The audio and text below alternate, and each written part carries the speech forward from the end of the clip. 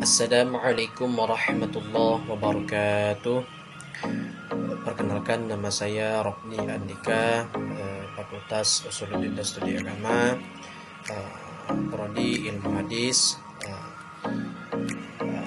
dengan mata kuliah Metode Pengajaran Hadis. Dosen pengampu yang terhormat Ibu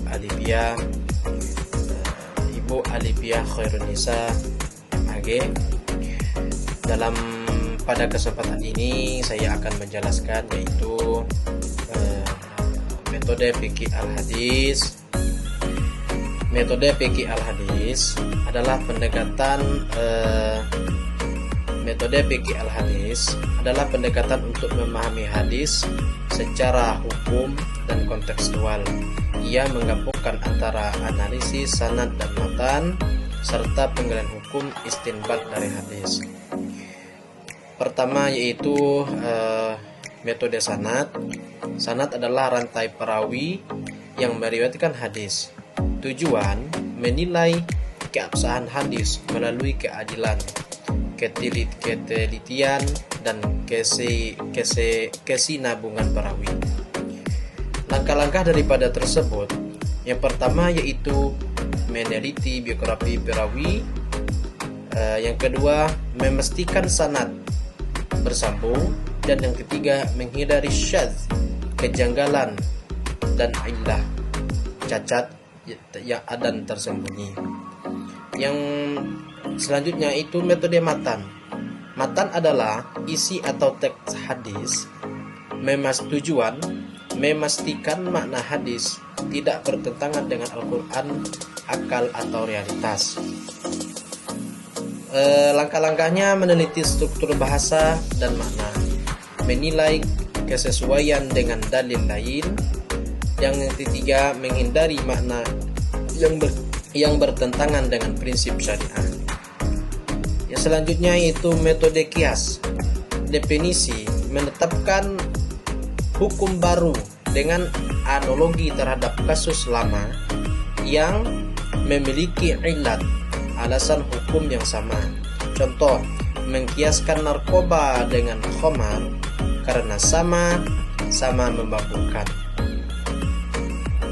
Lanjut, kita membahas yaitu istihsan, menyimpang dari kias demi mengambil hukum yang lebih maslahat atau adil. Contoh, membolehkan transaksi digital meskipun tidak ada ijab, qabul ataupun lisan karena kebutuhan zaman.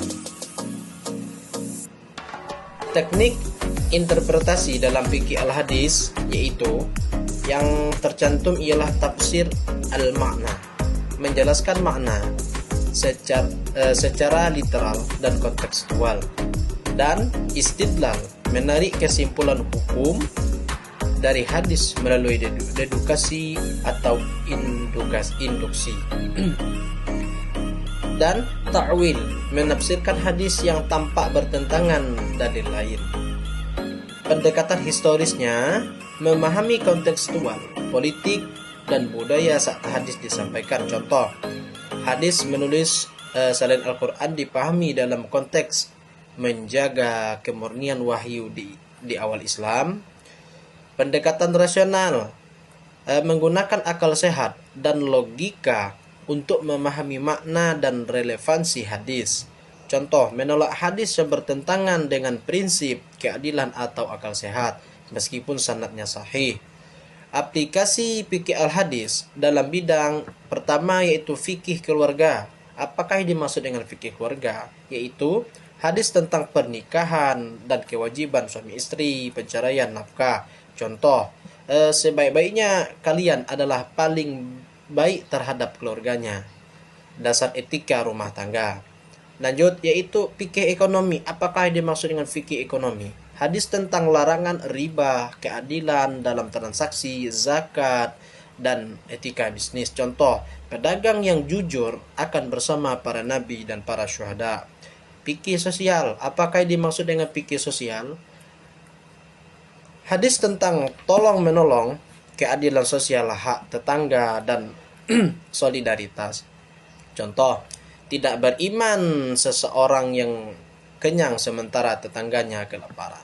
Baiklah, hanya itu yang dapat kami sampaikan. Semoga ada manfaat bagi kita semua. Assalamualaikum warahmatullahi wabarakatuh.